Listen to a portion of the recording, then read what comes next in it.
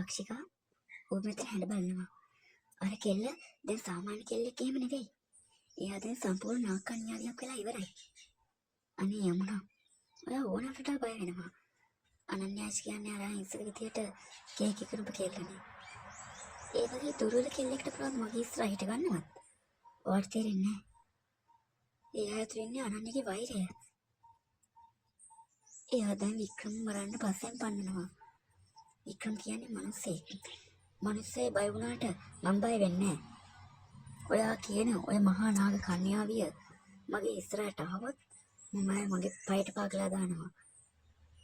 මට නිකන් සාමාන්‍ය කෙල්ලෙක් විතරයි. කවුද? කවුද තන?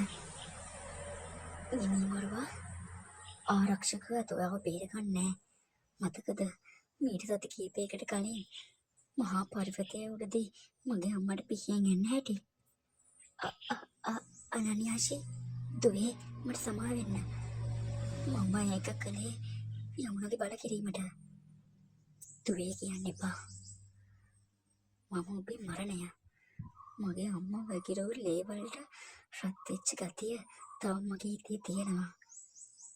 අදී පව්වලට ෆන්ඩ් ගෙවන්න ඕන. තක්ෂිකා ඔව දැක්ක අනන්‍යාෂිව මට දැනෙනවා එයා කොහෙද අනතුරක් කියලා.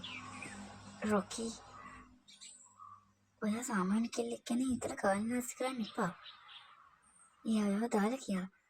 දැන් ඉන්නේ මම විතරයි. නැහැ. එයා මම දාලා යන්නේ නැහැ. මම දන්නවා ලොකුම මොනවා හරි කරනවා කියලා.